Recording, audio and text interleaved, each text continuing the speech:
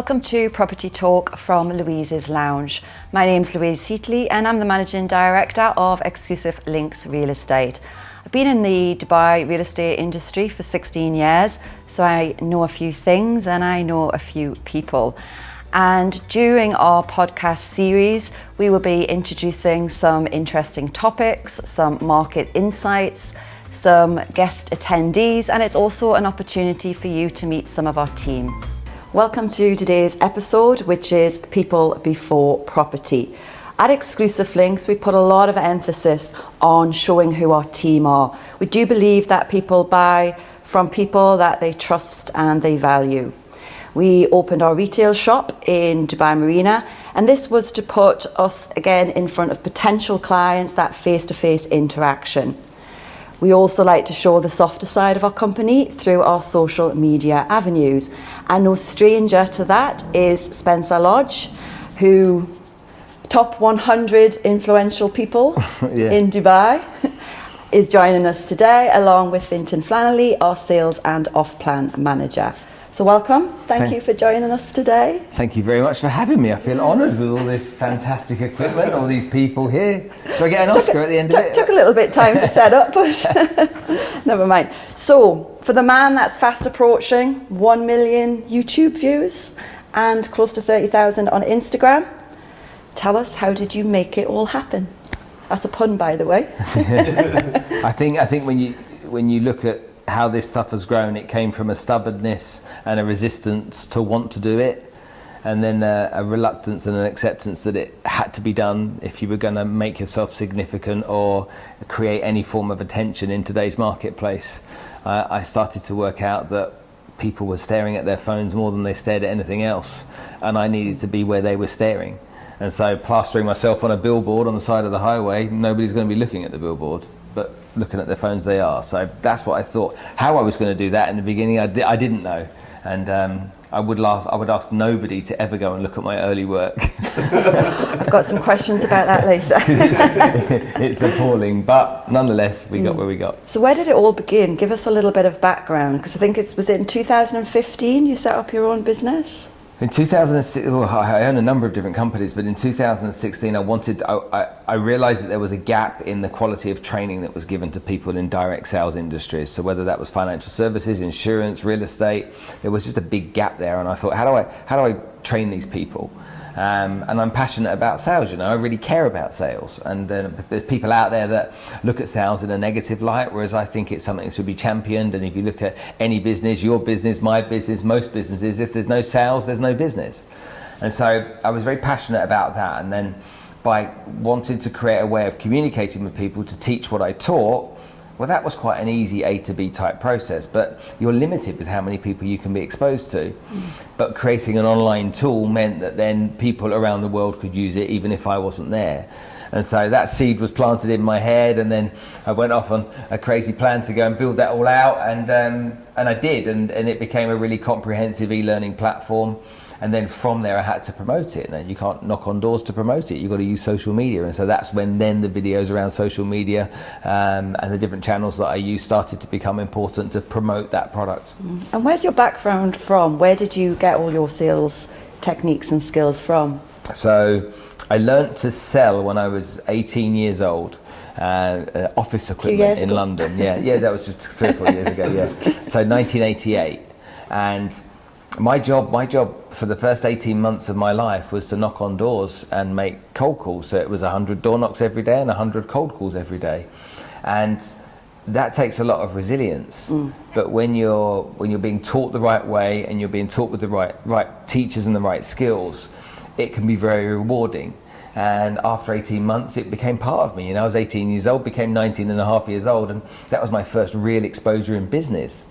And by gosh, how important was that? Because when you think about building any business, you know, what's the most important thing? You've got to find a way to get money through the door, which means you've got to find clients. And when you know how to do it without thinking about it at a young age, you can then deploy that in all aspects of your business. I worked then in financial services, grew that career, and have financial services related businesses now. But at my heart and my core, I'm just a sales guy. You know, that's really who I am. No matter what anybody would like to think about me, I'm a sales guy, and I think that selling is cool. So we do feel that, you know, that face-to-face connection, that personal touch, that interaction, hence our shop.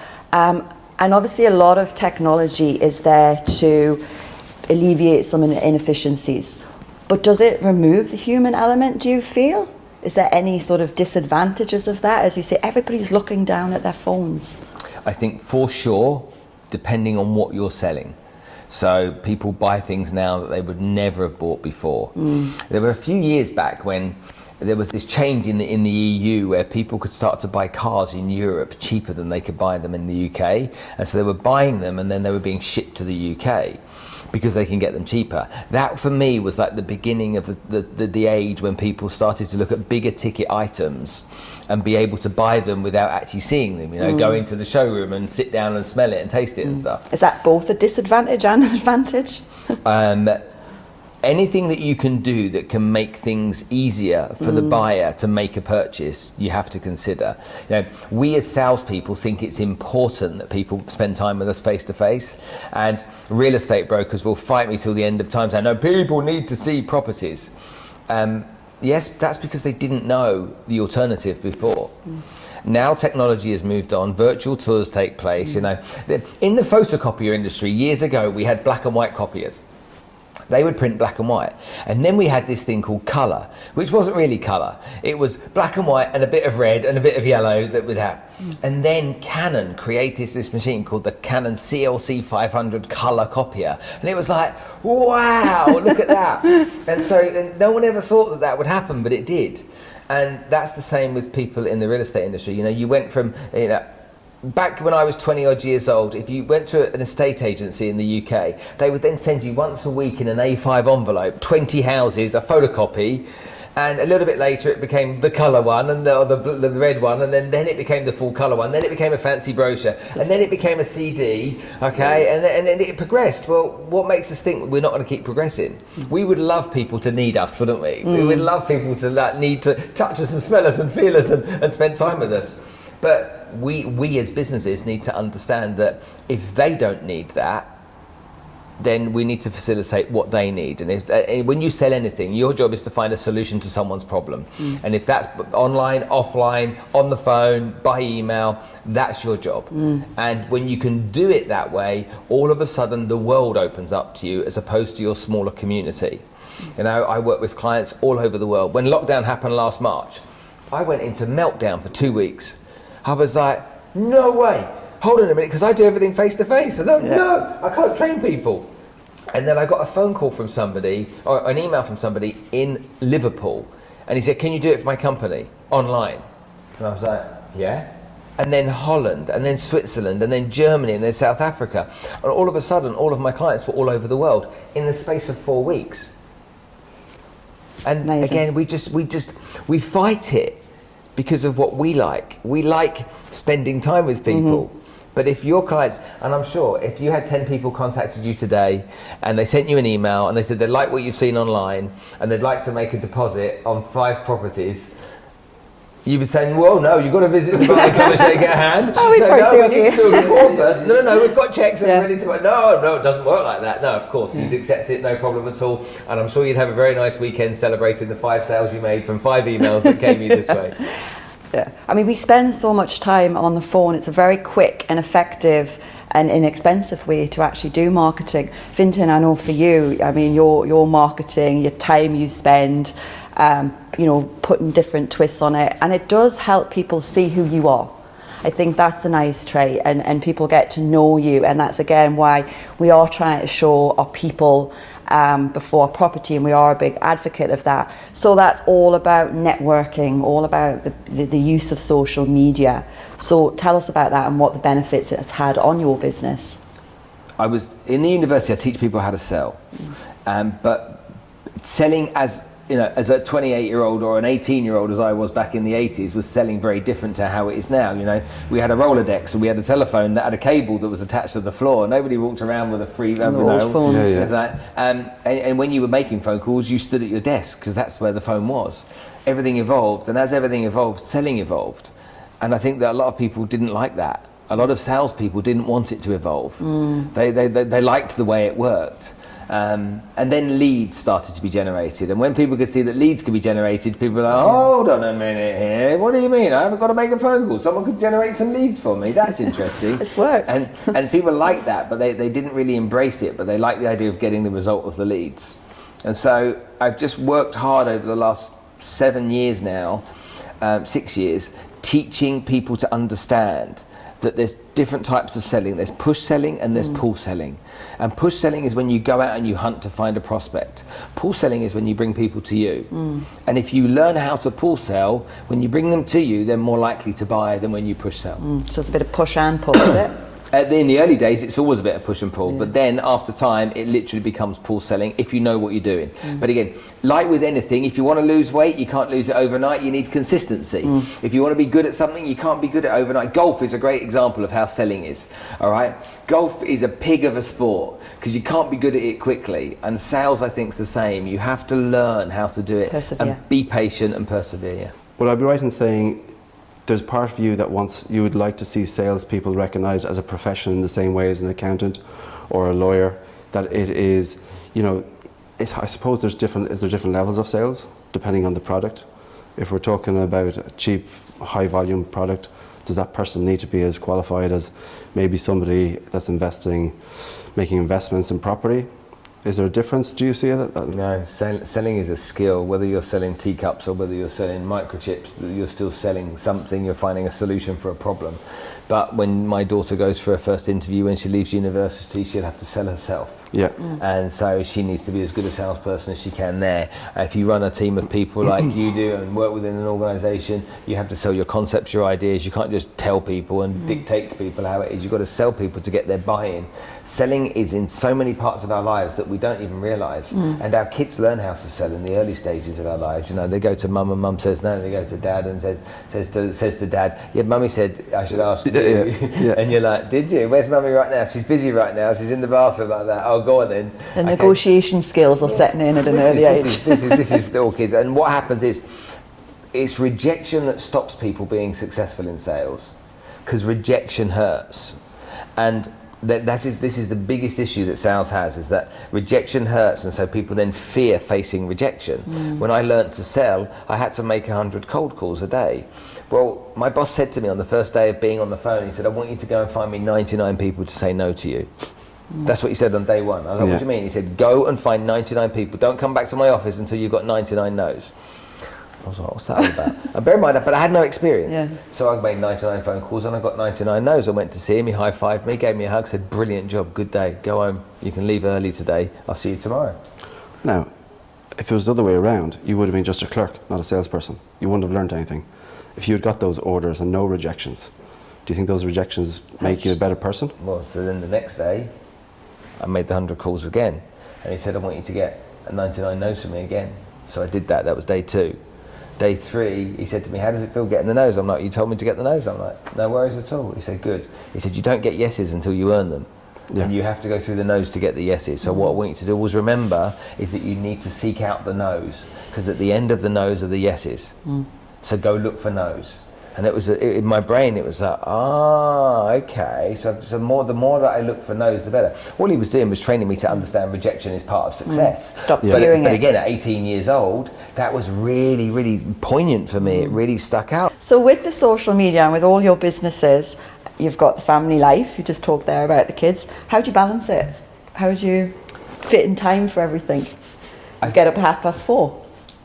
Yeah, but I think that the whole thing about family is that everyone has their own balance. Some people want to spend more time with their kids, and when they're younger, that's different. When your kids are my age, mine are 18 and 21, they're at an age right now where they don't want to spend time with me unless we're shopping. Right? So, that's the credit cards coming that's out. That's right. And I love being with them and we have a great time, but I remember being 18 and 21 And the last thing I wanted was to be anywhere near my parents. So I recognise that. And so at this age they're at right now, less time, but more quality time, I think, because with the time we spend on holiday, we play a game with our mobile phones where they go away. We were all allowed an hour a day, because I'm as bad with my phone as them. They go away an hour a day. We could have our phones, and then it's 11 hours a day, okay, apart from when we're doing stuff together. In terms of work balance, I love what I do. Because I love what I do, I could do it all day and all night. You Doesn't feel like work. I don't want to sit in a fancy restaurant talking nonsense with strangers. That's not my idea of fun. Just like I'm sure rollerblading and ice skating isn't my idea of fun either. So I do what I enjoy. I'm very fortunate, as I think we all are, to be able to get up every day and do something that we love doing. 80% of the population of the planet don't. And so you don't have to find balance, and you don't get burnout. People talk about this burnout. It's so rubbish. You get burnt out of everything you hate. Okay, you don't get burnt out of anything you love. I'm burnt out of loving you, kids. You know, you don't. If you love something, you don't get burnt out.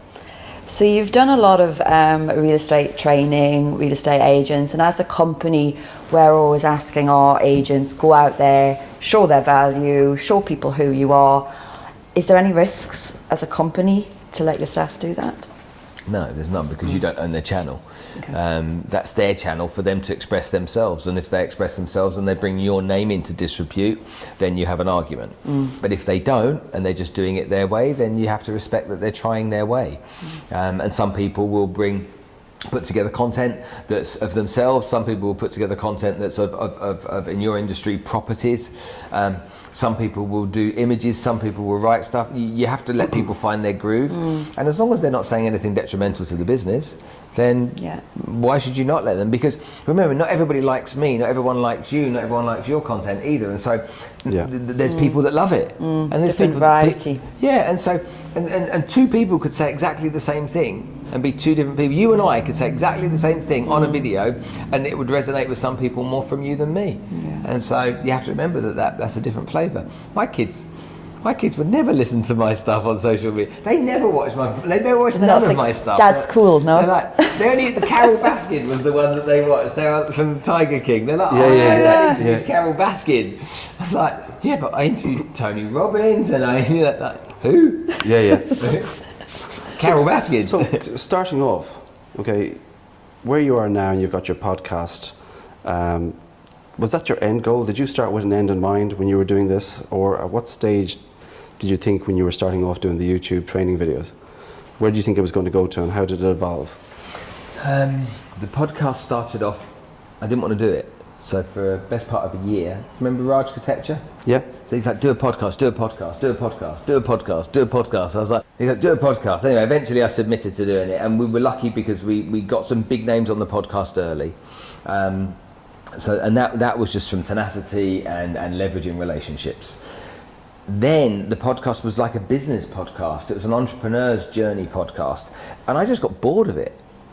And I didn't get bored to the point where I really didn't like it. It was just I was not so inspired. There was a documentary on Netflix called In Fear of 13. There was a guy called Nick Yaris who was on death row for 20 years for a crime he didn't commit. Yeah, remember that. I messaged him and said, could you come on my podcast? And he said yes.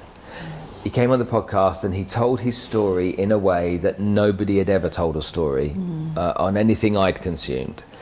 And I was literally gripped. We did it live, so we don't usually do live stuff. We did it live, and everyone that was listening to it like, what has this guy been through? And it triggered something in me. It made me go, hold on a minute, I want to learn about real stories from real people. And then I met Kevin Hines, and he was the guy that jumped off the Golden Gate Bridge and survived. He tried to kill himself. Then I met Annika Lucas, and Annika Lucas, her mum sold her into a paedophile ring when she was 5 years old, and for 5 years she was raped every weekend by politicians in Belgium. Horrific stories. The one that's coming out next week, another horrific stories. Mafia bosses, what it was like being in the Gambino crime family. So, but it was real stories of real people, no sensationalization, just real. And I was gripped by it. And I've always wanted to do something with and try and produce some form of content with child slave labour, and to do something with human trafficking. That's something I'm really passionate about. And then I interviewed a guy called Leon Logothetis, and he has a TV show called The Kindness Diaries on Netflix. It was a huge success. So I interviewed him, and at the end of the interview I said to Leon, I'm jealous of you. And he's like, why? I said, because you got a TV show and I haven't. Is that next? And so Leon said, why? He literally just said, why? I'm like, what do you mean? He goes, well, why haven't you got a TV show? And I was like, oh. And I had no answer for him at all. It was literally no answer. He said, I'll give you an hour of my time for the next 6 weeks. I'll brainstorm with you. We'll put it together. And if we can come up with a good enough idea, my production company will film it. Oh, wow. And so we brainstormed for 6 weeks. We came up with the idea. He got the producers, the directors, and everyone involved. And in the middle of May, we start filming the TV series. Amazing. Fantastic. Congratulations. And that comes from the evolutionary steps of going from having content to having a podcast, to having a podcast with certain types, to then having a podcast with more meaningful types that tap into your real, your real drivers, and then going from there to, I was told at 16 I couldn't have a TV show. 16, unless I had a degree in journalism. Well, I didn't get any qualifications at school, so I couldn't even spell journalism. We don't need it. So by not being able to even spell it, and then all that happened is that was removed from my brain for my life. I will never be a TV presenter because I don't have a journalism degree. So I never went down that path. And this is what's so damaging about telling kids you can't do stuff. Okay, so damaging. I'm a great example of that. I think my path would have been different. But then this came about, and I'm nervous, I don't know what I'm doing, there's a whole lot to it, there's a whole crew, we're travelling to different countries. I can't tell you loads about it, but it's to deal with global sustainability goals, and there's the next part of my journey. Keeps evolving. Yeah. That's great. It's amazing. Congratulations on that. No, that's incredible now. But when you started, you wouldn't have known this would have happened. No. You couldn't, out of your wildest dreams, you wouldn't have thought from doing YouTube videos. And I think Oh no, there was a part of me that wished. You wished? There's a part of me that wished. I think when we started making videos that started to become entertaining, that were just, at first it was lots of Spencer to camera, and then we started building in some funny ones where we were using movie clips in them. Yeah. Okay, and I really enjoyed those, and I was, all of a sudden, I got a little bit of a taste. I don't know where it came from. It's like, hold on a minute here. Quite like this in front of the camera. Yeah, I don't mind this could be quite good. Well, I suppose what I'm saying is, if from my point of view, if I never put content out there, and again back to that Al Barsha in 2018, coming away from that, and I think with any of these seminars that people go to attend, if they come away with one nugget that resonates with them, it's time well spent. And Now, that if would they come away by spending some money, then it's time. That's everything. We're going to have to get him in for the staff, aren't we? absolutely, I'll tell you. Well, I'll tell you, get great mileage out of this. That someone invested with me. Definitely. What I was saying there is, you just don't know what's going to come out of it, but you've got to start somewhere, and you've got to put it out there. And as you said, if you evolve with it, if you were to tell me 5.5 years ago that I would be having a WhatsApp call in my home at 11 o'clock at night with a gentleman in Iran, I would have said, I don't know what you're smoking. And if I didn't go to your seminar, maybe I wouldn't have started putting content out there. But that's been my, right or wrong, it's been my brand, and it's something that I'm comfortable with, and I think people can connect. It's worked amazing for you, it's right. Rob Moore wrote a great book. It came out recently, you should read it. It's called Opportunity. And this is what this describes. Okay, it's opportunities and taking opportunities. You have an opportunity to lay on the sofa and watch Netflix, or go to that networking event. Yeah. Okay, and you never know who you're going to meet at a networking event or a conference. You never know, and we don't want to go to them. We don't like to go to them because we don't. It's uncomfortable for us. But sometimes you have to make the effort to get uncomfortable and take advantage of opportunities that can present themselves to you. Some of the biggest real estate deals that have happened in this city have happened by chance. Okay, somebody meeting someone somewhere, okay, that they weren't going to go that day, but they went and they met them, and then the guy has $100 million to invest in property, and before you know it, they've made a fortune, all because of that. My wife is is the consummate networker. She loves networking, and so she drags me along. She's like, we've got dinner with X, Y, and Z and their husbands and wives on Sunday night. And I'm like, I don't want to go. I don't want to go. I don't want to go. She's like, you going? And honestly, the people that she knows, their husbands that I've met, not only phenomenally wealthy people, but also wonderful human beings too. And there's always opportunity when you make the effort to do that kind of stuff. And I think that your opportunity, again, when you started working, that came about a certain way, didn't it? You know. And what are we reaching out to find? And if you want to be successful and you want to grow, you need to always grab things. So when someone gives you a window, grab it. You know, what's that movie, the Yes movie?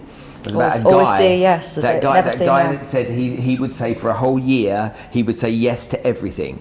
No matter what it is, he would say yes to it. So every dinner, every function, you know, come Latin dancing with me. Okay, you know, I had that just last week with some clients of mine. They're proper dancers. Yeah. Did you go? No. They said they showed me a video. They're like, we want you to come with us. Like, I was like, just say yes. So I said to my wife, should we go? And she's like, yeah, we can go. That'd be good. I was like, no, I need you to say no in that moment. You know, I don't want to be... But it's that kind of like, it's jumping on those opportunities, and if you do, and then there's no doubt, if I start the dancing lessons and I go every Tuesday night, okay, people might laugh at me. I don't care about that. Who knows who I'm going to meet? Strictly Come Dancing next. I'll tell you. We get a TV show. TV show. You could be holding up the globe. Me doing the work.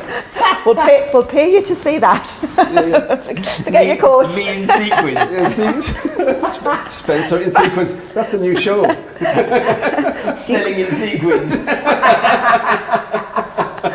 Oh, we've just come up with a great idea there. So for anybody new to all of this, new to social media, they have their social media account, they want to start their branding, selling, however they want to do, where do they start? What's your best tips? My best tip is to remember that branding is not a logo. Okay, a lot of people get wrapped up in the colours and the images, and that's not what a brand is. First of all, sit down and say, what do I want my outcome to be? Why am I doing it? Okay, why am I doing it? I want to do it to create awareness. I want more people to know about me. Okay, why do you want more people to know about you? So that in the future more people will know, like, and trust me, and maybe they'll come to me. Okay, if that's what your outcome is, good, I'm clear on that then. Okay, so if that's what you want it to be, then what are the steps you need to follow? So let's go and do some research of other people that are in your space, other people that do the same job as you, or the similar industry to you. Let's go and research those people. Let's take 10 people, research them, and see which one we like the most. Right, that person there, we like them the most. But maybe we can model ourselves on their stuff at the beginning. Maybe we can create some content that's similar to them at the beginning, just so that we can get into a pattern and comfortable doing content or creating content. And I think that's a really good way to start. The creativity is fearful for people because they don't know what's good or bad. And then the other thing is people are terrified of public speaking, getting in front of a camera. So again, don't think it has to be all video work. It can be other stuff as well. If I do a written post on LinkedIn, it will perform much better than if I post my podcast. Be controversial, and don't be frightened to be controversial. Controversial in your opinion, and challenge people, challenge the norm. Don't be vanilla. You know, as much as we like to eat vanilla, we don't hang out with vanilla, you know. You've got to be mint choc chip, you've got to be tutti frutti, you've got to be caramel choo-choo, you've got to be a bit different. And don't fear who you are. Be proud of who you are. Literally, don't fear who you are. You've been doing this a long time. If you could go back and change something, anything that there's lots I'd change. If I could go back to the beginning, I'd have done more research on finding the right kind of agency to work with. I'd have modelled myself more on somebody than I did. I would have produced, way back then, I'd have produced 10 times more content. To be significant now, you must produce at least one piece of content every day. And that's at least. You should be ideally producing 20 to 30 pieces of content a day. Now, some of you will go, my goodness, how am I ever going to do that? Well, document your life, storyboard your life. It's not about the razzmatazz and the glamour. Document the life of a real estate broker. And I don't mean that I've just done a deal with clients, here's the signed check. Okay, document your life of, do you know what? They just said no. That agent just stitched me up. Okay, that's the real. important too, the real stuff, you know. Guess what? It's 957 degrees outside. Okay, it's 956 degrees in my car. My shirt's soaking wet and I'm waiting for a client that hasn't showed up. That's important stuff, you know. The extra shirt on the back of the car because you have to change it during in the summer. The 19 shirts that are in the back of the car because you're changing one every meeting. It's like share that story and share the story about, you know, the small win that you have. It doesn't have to be always the big win and the champion sale. Okay, talk about things that upset you as well. Okay, be real, be honest, because look at the stuff that's consumed the most on TV. What is the most consumed TV show out there? It's like the reality TV shows, Which because is everybody what? wants to see people. Just real life. Who became billionaires on the back of reality TV? Love Island. The Kardashians. Yeah. Oh yeah. You take the Financial Times and the Sun. Which sells the most? The Sun. The Sun. The Financial Times got much it's- better value and information in, but the Sun is full of Entertaining. scandal and drama and entertaining. But is that because people can identify with that? Not life isn't a bed of roses, and it's not success. And if people see people, I know some of the posts that I've put out have been going up a construction lift with workers, and it's like I need to see a chiropractor afterwards, or my shoes covered in dust coming off site, because I'm showing them down on the ground. First world problem, yeah? Yeah, I know. Shoe shine. I did have a hard hat though that day. Oh, jolly good. I didn't have steel cap toes boots though. Health and safety were after me, okay? But do you know what I mean? It's like, that is showing people that you are there, you are real, you're on the ground, you're out there. Yeah, you said stuff that you just said there. Shirt stuck to me one day. It's like, it's silly degrees outside, and people go, yeah, you know something, I can see that. Glass is fogged up when you come out from an AC into the hot air, you know, we know this. Yeah. But people can identify with you and what you're going through to a certain extent, I suppose. Yeah, tell the truth. Absolutely. I think going back to the whole episode is about people before property, and us actually showing who we are and adding the value. And the properties, it could be anything, you know, it could be any industry. It's just the product. So we do like to share a little bit to get to know our guests a little bit more. So tell us about one of your blunders. Social media blunders. There must have been something in particular. Loads. There's probably loads. There's loads, but one that sticks out. You just think, why did I do that? God, there are loads. There is some content out there that I can't tell you about. Is it still out there? It's We'll find it. so compromising, it's untrue. It really is. Just like Graham Norton, do you know the big Graham Norton show? They find some content from years ago. We're just going to go to that clip now. Yeah. Well, thank you very much. Thank you very much for coming on, Shaw, and joining us on this episode. Thank you very much for having me. Anytime. Episode number 3. You are. Yeah. You got My loads lucky more number. to do. Lucky number 3. Come on. Yeah. Come on. Number 1 podcast. How many do you have? We are 140 or something. Podcasts, okay. So that's going to take me 14 years. No, think about this. This is really interesting, just before we finish. So I do 4 a month, 1 a week. There's a lady called Nusheen that interviewed me on her podcast in lockdown last April. All right, she started her podcast in April, the beginning of April. Okay. By the end of April, she'd done 30 episodes. Oh, wow. And I'm like, holy macaroni, you're going to be like way ahead of me fairly soon. And she was literally doing every single day, reaching out to people and just getting them on. And credit to her, you know. Good for credit her. to her, you know. Credit for getting that kind of stuff done. But yes, thank you very much for having me. It's been lots of Thank you. fun. It's been great fun. Thank you. And thank you again, Fintan. You're welcome. Thank you for tuning in to our podcast, Property Talk from Louise's Lounge. I hope you've enjoyed our chat. And if there is anything that you would like to recommend, any topics you would like to hear or suggestions, please do not hesitate to contact us, and I hope to see you again next time.